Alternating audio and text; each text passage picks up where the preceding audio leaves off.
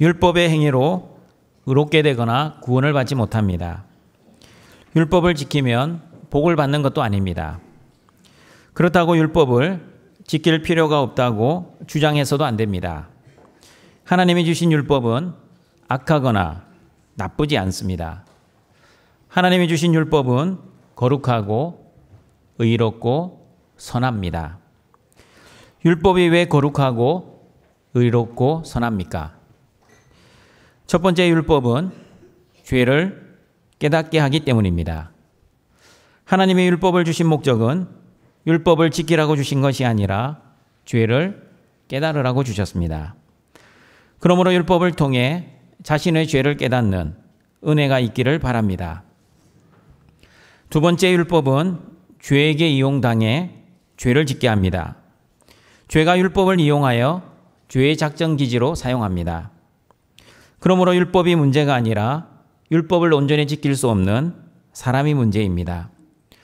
그러므로 죄성을 가진 사람들은 율법을 이용해서라도 자신의 탐심과 자신의 이익과 자신의 욕심을 채우려고 합니다. 세 번째 율법은 죄의 결과인 죽음을 알려줍니다. 이 세상에는 율법을 온전히 지켜 의롭게 되거나 구원을 받을 수 있는 사람은 아무도 없습니다. 그러므로 율법을 온전히 지킬 수 없는 사람들의 죄가 모든 사람을 사망에 이르게 할 것입니다. 오늘은 성도의 갈등이라는 제목으로 구원받은 성도들이 이 땅을 살아갈 때 갈등하는 것이 무엇인지 하나님의 말씀을 듣고자 합니다. 로마서 7장 14절 15절 말씀입니다. 같이 읽어보겠습니다. 우리가 율법은 신령한 줄 알거니와 나는 육신에 속하여 죄 아래에 팔렸도다. 내가 행하는 것을 내가 알지 못하노니 곧 내가 원하는 것은 행하지 아니하고 도리어 미워하는 것을 행함이라. 율법이 신령한 이유를 우리는 앞에서 살펴보았습니다. 율법은 죄를 깨닫게 하고 율법은 죄의 결과인 죽음을 알려주는 하나님이 주신 거룩하고 의롭고 선한 것입니다. 그러므로 저와 여러분은 율법의 행위로 구원을 받은 것이 아니라 하나님의 행위, 즉 십자가에서 죽으시고 부활하신 예수님을 나의 주와 그리스도로 믿어서 구원을 받았습니다. 구원을 받았기에 하나님의 자녀라는 신분이 변화되었습니다. 신분이 변화되었기에 변화된 신분에 걸맞게 살아야 합니다. 신분에 걸맞게 사는 것을 수준의 변화라고 합니다. 신학적으로는 신분의 변화를 칭의라고 하고 수준의 변화를 성화라고 합니다. 교회를 다니는 사람들을 자세히 살펴보면 성화의 수준이 똑같지 않습니다.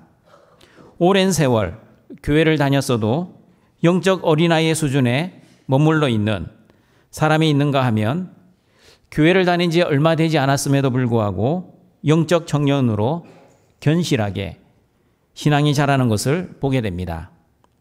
맞습니다, 여러분. 신분이 변화되는 칭의의 은혜를 받은 성도들이 수준이 변화되는 성화의 은혜는 사람마다 다를 수 있습니다. 믿음의 분량에 따라 성화의 은혜가 다를 수 있습니다. 믿음의 분량에 따라 성화의 은혜와 성화의 속도는 사람마다 다를 수 있겠지만 그러나 모든 성도들은 성화의 과정을 반드시 걸어가게 됩니다. 성화의 과정을 걸어갈 때 아무 문제가 없는 것이 아닙니다. 반드시 갈등을 겪게 됩니다. 어떤 갈등을 겪게 됩니까?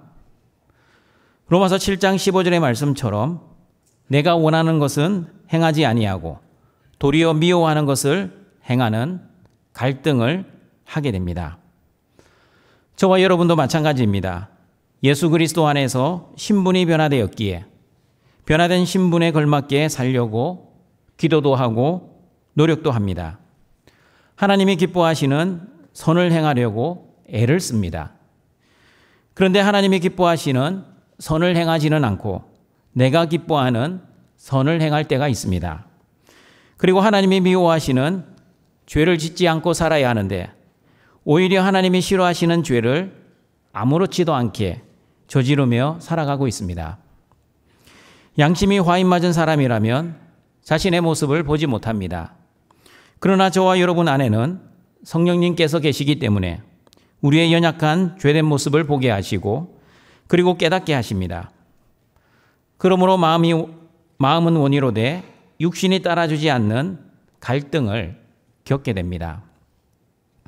왜 마음은 원의로 돼 육신이 따라주지 않습니까?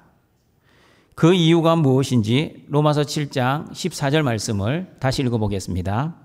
우리가 율법은 신령한 줄 알거니와 나는 육신에 속하여 죄 아래에 팔렸도다. 마음은 원의로 돼 육신이 따라주지 않는 이유는 나는 육신에 속하여 죄 아래에 팔렸기 때문입니다.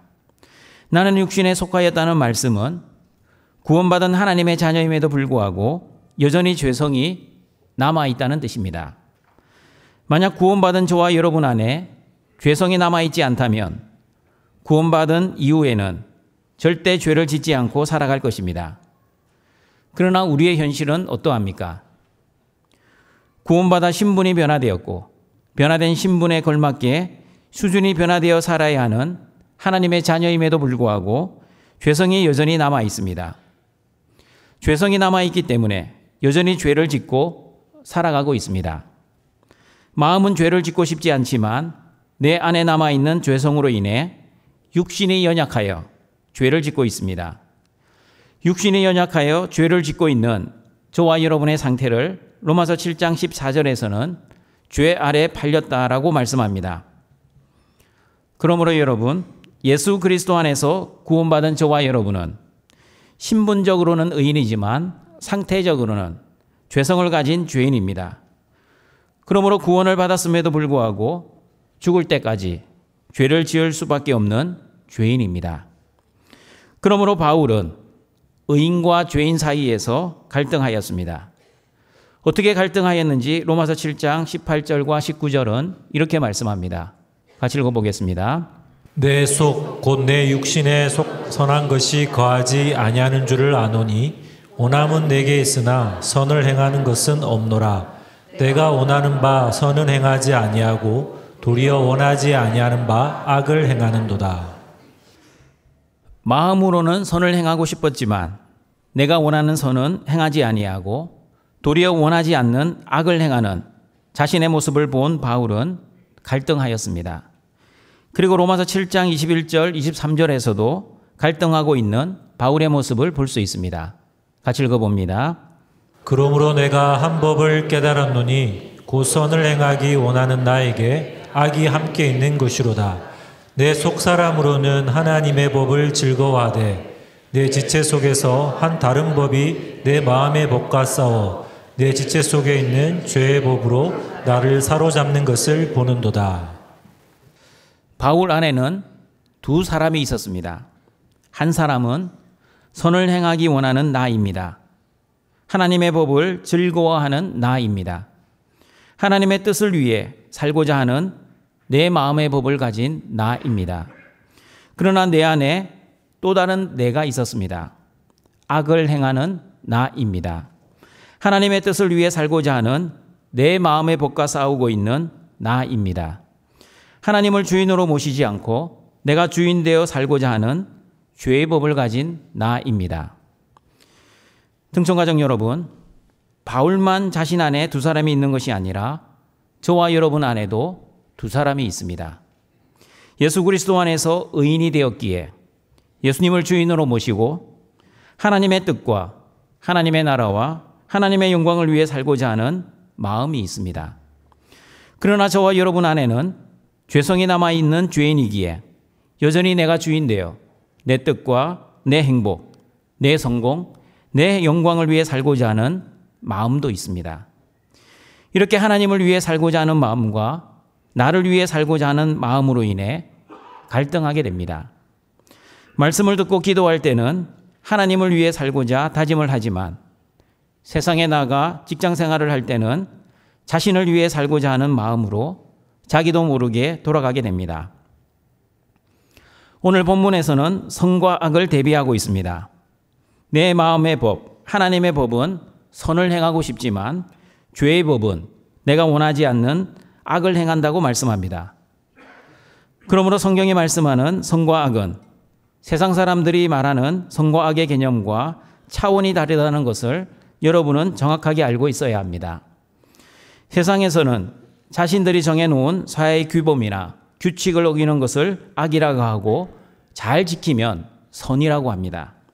그러나 성경에서는 그 정도 도덕적 윤리적 개념의 선과 악의 개념을 말씀하시지 않습니다. 성경에서 말씀하는 선과 악의 개념이 무엇인지 창세기 3장 5절 말씀을 같이 읽어보겠습니다. 너희가 그것을 먹는 날에는 너희 눈이 밝아져 하나님과 같이 되어 선악을 알 줄 하나님이 아심이니라. 성경에서 말씀하는 선과 악의 개념, 즉 죄의 개념은 내가 하나님처럼 되어 선과 악을 내가 판단하는 것입니다. 나는 원래 하나님의 피조물이었습니다. 하나님이 창조하신 만물을 다스리라고 하나님으로부터 대리 통치권을 부여받은 하나님의 종이었습니다. 그러므로 여러분, 아담과 하와는 에덴 동산을 다스리는 하나님의 종이자 또한 왕이었습니다. 그러나 자기 마음대로 다스릴 수 있는 왕이 아니라 하나님의 주인을 모시고 하나님의 뜻대로 다스려야 하는 분봉왕이었습니다. 그러므로 자신의 뜻이 아니라 하나님의 뜻대로 에덴 동산을 다스려야만 했습니다. 하나님 앞에서는 종이었지만 그러나 아담과 하와는 동물들 앞에서는 왕이었습니다. 그런데 어느 날 뱀으로 가장한 사탄이 아담과 하와를 유혹했습니다. 하와야, 왜 너의 하나님의 뜻대로 살아야 하니? 너도 에덴 동산의 여왕이잖아. 여왕이면 여왕답게 살아야지. 하나님이 동산 중앙에 있는 선악을 알게 하는 나무의 실과를 먹지 못하게 말하신 것은 너희들이 그 열매를 따먹으면 하나님처럼 되기 때문이야. 너희들이 하나님처럼 되면 이제 더 이상 하나님의 종이 아니라 너희들도 하나님처럼 선과 악을 판단하며 너희 마음대로 살아갈 수 있어. 뱀의 말을 들은 아담과 하와는 그래, 내가 언제까지 하나님의 종으로 살아야 해? 내 인생의 주인은 나지. 왜 하나님이 내 인생의 주인이야? 이제부터 내가 내 인생의 주인이 되어 내 마음대로 내 뜻대로 선과 악을 판단하며 살아야지. 등촌가족 여러분, 죄의 본질은 내가 하나님처럼 되는 것입니다. 죄의 뿌리는 하나님이 판단하셔야 하는 선과 악을 내가 판단하는 것입니다. 하나님을 주인으로 모시고 살아가면 하나님이 하라 하시면 하는 것이 선이고 하나님이 하지 말라고 하시면 안 하는 것도 선입니다. 그러나 내가 주인 되어 살아가면 어떻게 됩니까?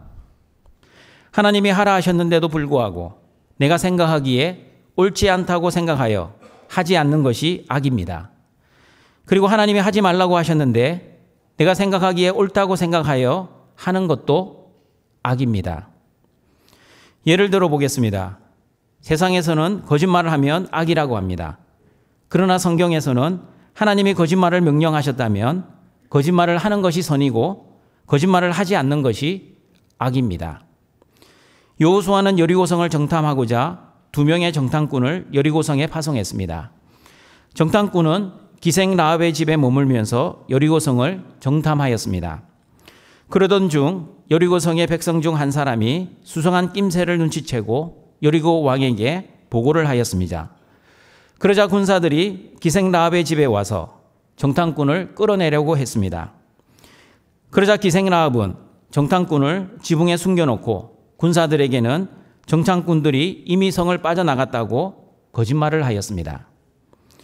여러분, 세상의 도덕적 윤리적 개념으로 기생 라합의 행동을 평가하면 나라를 배신하고 정탐꾼을 숨겨주고 심지어 거짓말까지 한 기생 라합은 죄를 지은 악인입니다. 그러나 하나님은 기생 라합을 어떻게 평가하셨습니까? 하나님이 기생 라합을 어떻게 평가하셨는지 야고보서 2장 25절 말씀을 같이 읽어보겠습니다. 또 이와 같이 기생 라합이 사자들을 접대하여 다른 길로 나가게 할 때에 행함으로 의롭다 하심을 받은 것이 아니냐. 하나님은 거짓말을 하고 정탐꾼을 살려준 기생 라합을 행함으로 의롭다함을 받은 의인이라고 말씀합니다.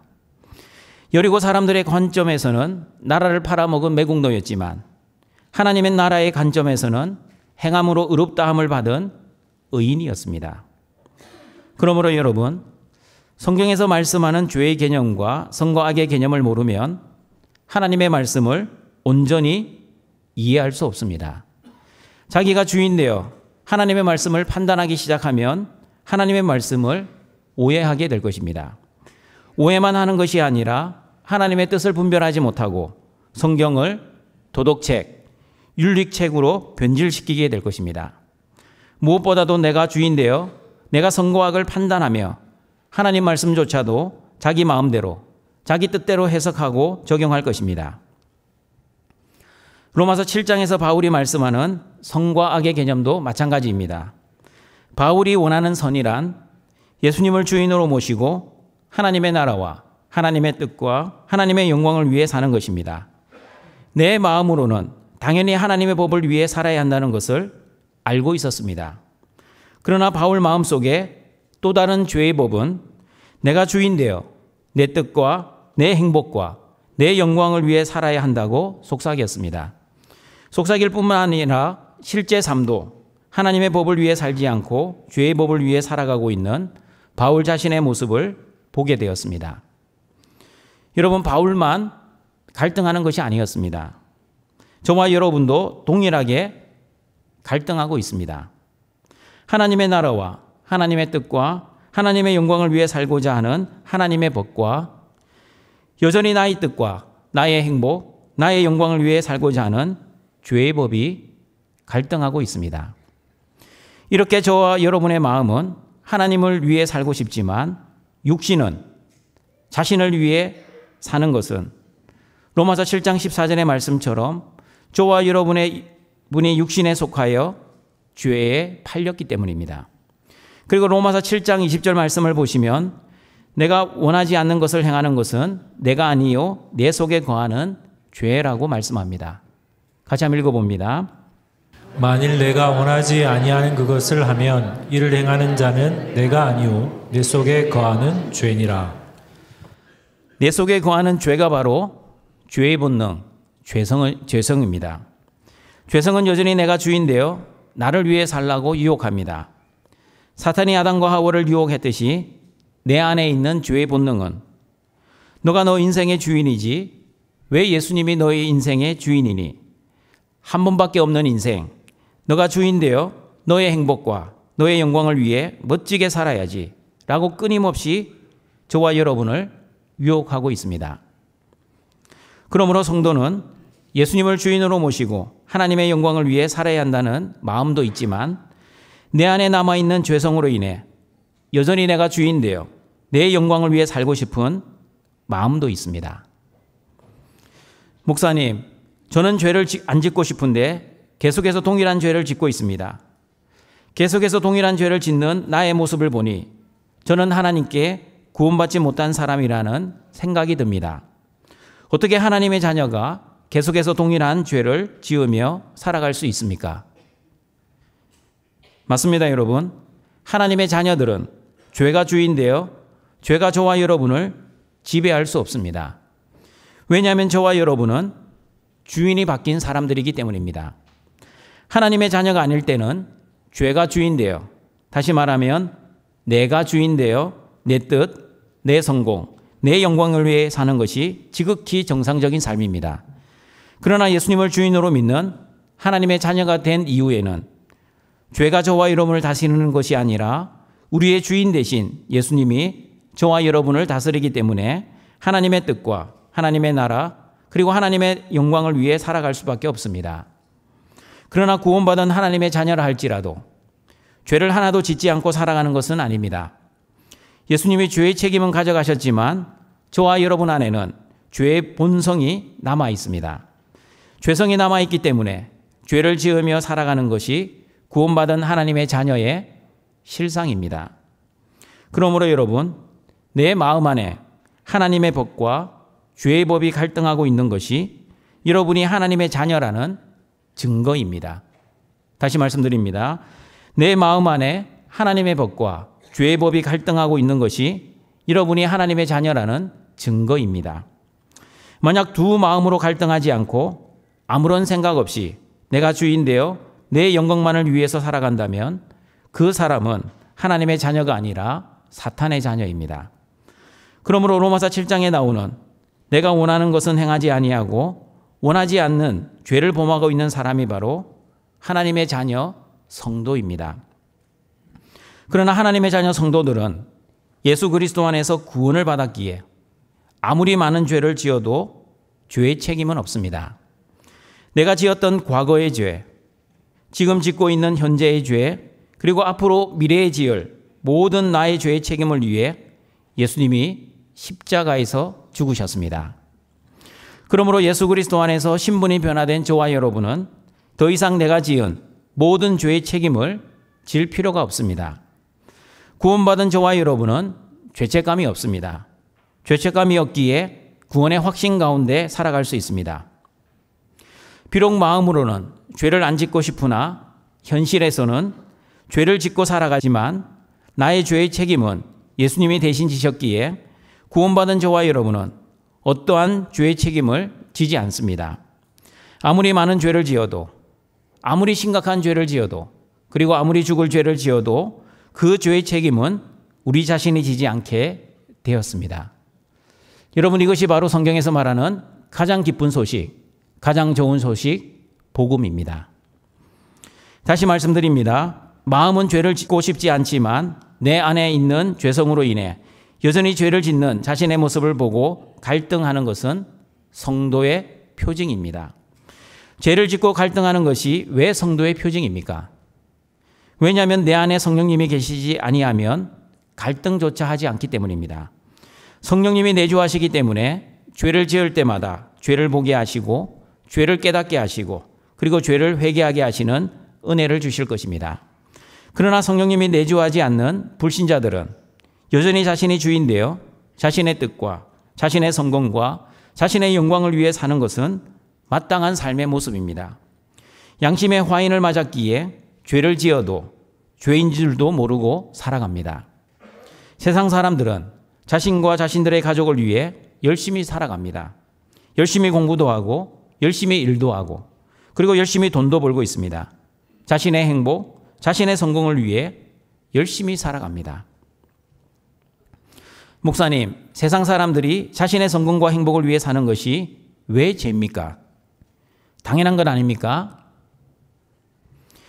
이런 생각이 드신다면 아직까지 성경에서 말씀하는 죄의 개념을 모르고 있기 때문입니다. 다시 말씀드립니다. 성경에서는 내가 주인 되어 내가 선과 악을 판단하고 나의 성공과 나의 행복을 위해 사는 것을 죄라고 말씀합니다. 그러므로 내가 주인 되어 살아가는 세상 사람들은 자신의 성공과 자신의 행복을 위해 사는 것이 하나님 앞에서 죄라는 것을 모르고 살아갑니다. 모든 세상 사람들이 그렇게 살아가고 있으니 당연한 삶의 목적, 삶의 방향이라고 생각합니다. 그러나 예수님을 주인으로 모시고 살아가는 저와 여러분은 분명하게 알고 있습니다. 내가 주인 되어 내가 선과 악을 판단하고 나를 위해 사는 것은 악한 삶이고 예수님이 주인 되어 하나님의 말씀으로 선과 악을 판단하고 하나님을 위해 사는 것이 선한 삶이라는 것을 믿습니다. 그러므로 동청가족 여러분, 신분적으로는 의인, 그러나 상태적으로는 죄인이기에 다시 말하면 예수 그리스도 안에서 구원받은 하나님의 자녀임에도 불구하고 내 안에 남아있는 죄성으로 인해 저와 여러분은 죽을 때까지 죄를 지으며 살아갈 것입니다. 그러므로 죄를 짓고 싶지 않은 마음과 죄를 지을 수밖에 없는 나의 행동 속에 끊임없이 갈등하며 살아가게 될 것입니다. 하나님의 자녀임에도 불구하고 어떨 때는 예수님을 주인으로 모시고 하나님을 위해 살아갑니다. 그러나 어떨 때는 내가 주인 되어 나를 위해 살아갈 때도 있습니다. 이렇게 하나님의 법과 죄의 법 사이에서 갈등하며 살아갈 때가 많이 있습니다. 이런 갈등을 보고 나는 하나님의 자녀가 아닌 것 같아 어떻게 하나님의 자녀가 죄를 지으며 살아갈 수 있어? 라고 너무 쉽게 결론 내리지 마시길 바랍니다. 왜냐하면 오늘 본문의 바울도 로마서 7장 24절에서 이렇게 고백했기 때문입니다. 바울의 고백을 같이 한번 읽어봅니다. 오라 나는 공고한 사람이로다. 이 사망의 몸에서 누가 나를 건져내랴. 위대한 하나님의 종, 이방인의 사도인 바울도 오호라, 나는 공고한 사람이라고 고백했다면 저와 여러분도 마찬가지입니다. 저와 여러분도 공고한 사람입니다. 공고한이라는 단어의 헬라어는 탈라이포로스입니다. 탈라이포로스는 비참함, 괴로움을 받는 불행한이라는 뜻입니다. 그러므로 바울처럼 저와 여러분도 비참한 사람, 불행한 사람, 괴로움을 받는 사람입니다. 예수님을 믿고 나서 아무런 죄도 짓지 않고 살아가면 얼마나 좋겠습니까? 그러나 현실은 바울처럼 내 마음 안에서 하나님의 법과 죄의 법이 끊임없이 갈등하고 심지어 두 법이 서로 싸우고 있습니다. 전통적으로 내가 원하는 것은 하지 않고 도리어 미워하는 죄를 짓고 있는 오늘 본문의 바울을 예수님을 믿고 난 후의 바울이 아니라 예수님을 믿기 전 사울의 모습이라고 이해했습니다. 바울이 불신자 사울이었을 때는 마음속에 하나님의 법과 죄의 법이 갈등했지만 바울이 예수님을 믿고 신자가 되고 나서는 더 이상 갈등하지 않았다고 주장합니다. 그러나 로마서 7장 14절에 말씀하는 육신에 속하여 죄 아래 팔렸다는 말씀을 다른 성경, 특별히 고린도전서 2장 14절, 3장 1절 말씀을 보시면 육신에 속하여 죄 아래 팔린 사람이 예수님을 믿기 전 사울이 아니라 예수님을 믿고 난 후에 바울이었음을 알 수 있습니다. 고린도전서 말씀 같이 읽어봅니다.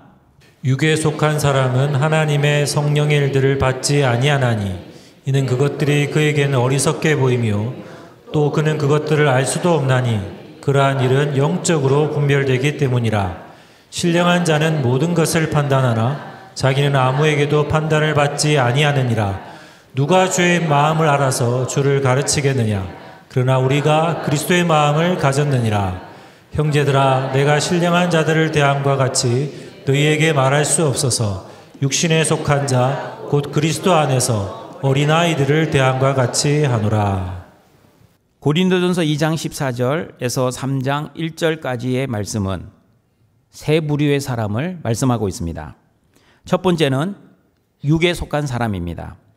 육에 속한 사람은 하나님의 성령을 받지 못한 사람입니다.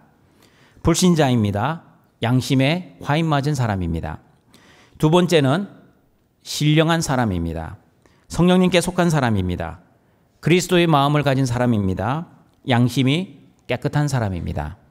그리고 세 번째는 육신에 속한 사람입니다. 로마서 7장 14절에서는 육신에 속하여 죄 아래에 팔린 사람이라고 말씀합니다. 내가 원하는 것은 하지 않고 오히려 내가 미워하는 것을 행하고 있는 사람입니다. 속 사람으로는 하나님의 법을 즐거워하지만 또 다른 죄의 법에 사로잡혀 살아가는 사람입니다. 결론적으로 오호라, 나는 공고한 사람입니다. 고린도전서 3장 1절에서는 그리스도 안에서 어린아이와 같은 사람이라 말씀합니다.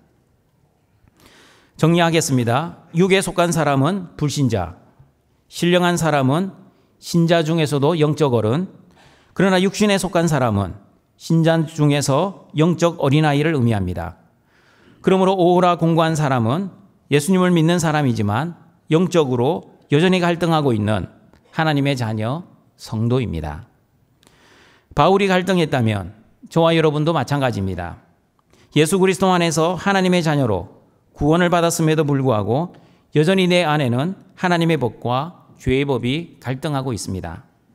하나님의 법이 죄의 법을 이길 때는 죄와 싸워 승리하며 살아갈 것입니다. 그러나 죄의 법이 하나님의 법을 이길 때는 죄에 굴복되어 죄를 지으며 살아갈 것입니다. 등촌가정 여러분, 오해하지 마십시오. 죄를 짓는 것이 성도의 표징이 아니라 죄에 대해 갈등하는 것이 성도의 표징입니다. 다시 말씀드립니다. 죄를 짓는 것이 성도의 표징이 아니라 죄에 대해 갈등하는 것이 성도의 표징입니다. 성도만 죄를 짓는 것이 아니라 불신자들도 죄를 짓습니다. 그러므로 죄를 짓는 것은 성도의 표징이 될 수 없습니다. 그러나 죄에 대해 갈등하는 것은 성도의 표징입니다. 내 안에 성령님이 계시기 때문에 죄에 대해 아파하고 죄에 대해 힘들어하고 그리고 죄에 대해 갈등을 하는 것입니다. 내 인생의 주인이 예수님으로 바뀌었기 때문에 하나님이 싫어하시는 죄를 지으면 바울처럼 오호라 나는 공고한 사람이라고 고백하는 것은 당연한 것입니다. 그러므로 동청가정 여러분, 누가 나를 사망의 몸에서 건져낼 수 있습니까? 누가 죄와 사망의 권세에서 나를 구출해 줄 수 있습니까? 누가 나를 사망의 몸에서 건져낼 수 있는지 로마서 7장 25절은 이렇게 말씀합니다. 같이 읽어보겠습니다. 우리 주 예수 그리스도로 말미암아 하나님께 감사하리로다. 그런즉 내 자신이 마음으로는 하나님의 법을, 육신으로는 죄의 법을 섬기노라. 내 힘과 내 능력으로는 죄의 문제, 사망의 문제를 해결할 수 없습니다. 아무리 착하게 살아도, 아무리 율법을 잘 지키고 말씀을 순종해도 죄와 사망의 문제를 해결할 수 없습니다. 오직 예수님만이 죄와 사망의 법에서 저와 여러분을 해방시킬 수 있습니다. 그러므로 동청가정 여러분, 여러분의 힘과 능력이 아니라 예수 그리스도 안에서 하나님의 자녀가 되었음을 감사하시길 바랍니다. 육신이 연약하여 죄를 지을지라도 마음으로는 하나님의 법을 섬기고 있는 하나님의 자녀라는 것을 감사하시길 바랍니다. 죄와 사망이 저와 여러분을 주관하지 못하고 생명과 성령의 법이 저와 여러분을 주관한다는 것에 감사하며 사시기를 바랍니다. 말씀을 정리하도록 하겠습니다. 저와 여러분은 예수 그리스도 안에서 신분이 변화되었습니다. 그러므로 변화된 신분답게 살아가기 위해서는 수준이 변화되어야 합니다. 수준이 변화될 때 아무런 문제가 없는 것이 아닙니다. 내 마음에는 갈등이 있습니다.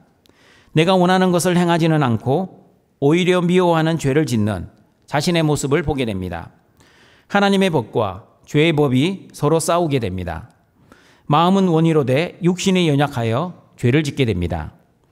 예수 그리스도 안에서 구원받은 저와 여러분은 예수님이 십자가에서 모든 죄의 책임은 가져가셨지만 죄의 본능은 가져가시지 않고 남겨두셨습니다. 그러므로 죄성으로 인해 저와 여러분은 구원받은 하나님의 자녀임에도 불구하고 죽을 때까지 죄를 지으며 살아가게 될 것입니다. 그러나 여러분, 내 마음에는 두 가지 법이 서로 싸우는 것은 여러분이 구원받지 못한 증거가 아니라 오히려 구원받은 하나님의 자녀라는 증거입니다. 여러분 안에 성령님이 내주하시기 때문에 하나님의 법과 죄의 법이 갈등이 일어나게 됩니다. 양심에 화인 맞은 사람은 죄와 갈등하지 않습니다. 그러나 양심이 깨끗한 사람은 하나님이 싫어하시는 죄를 지으면 죄와 갈등하며 하나님의 은혜를 구하게 될 것입니다. 그리고 내 안에 하나님의 법과 죄의 법이 서로 갈등하는 것은 여러분 인생의 주인이 예수님으로 바뀌었기 때문에 나를 위해 살려고 하는 악한 본능과 하나님을 위해 살려고 하는 선한 본능이 서로 갈등이 일어나게 될 것입니다. 성경에서 말씀하는 악은 내가 주인 되어 내 뜻대로, 내 마음대로, 내 영광을 위해 사는 것입니다. 그러나 성경이 말씀하는 선은 예수님이 주인 되어 하나님의 뜻대로 하나님의 나라를 위해 그리고 하나님의 영광을 위해 사는 것입니다. 선과 악의 문제, 즉 죄와 사망의 문제는 내 힘과 내 능력으로 해결할 수 없습니다. 오직 예수 그리스도만이 선과 악의 문제, 즉 죄와 사망의 문제를 해결해 주실 수 있습니다. 그러므로 예수님만이 나의 주인이 되시고 예수님만이 죄와 사망의 문제를 해결해 주시는 그리스도라는 믿음으로 비록 죄성으로 인해 죄를 짓고 살아가고 있지만 모든 죄책감에서 해방되어 구원의 확신 가운데 살아가시고 주인 되신 예수님만을 위해 살아가시는 모든 등촌의 가족들이 되시길 주님의 이름으로 축원합니다.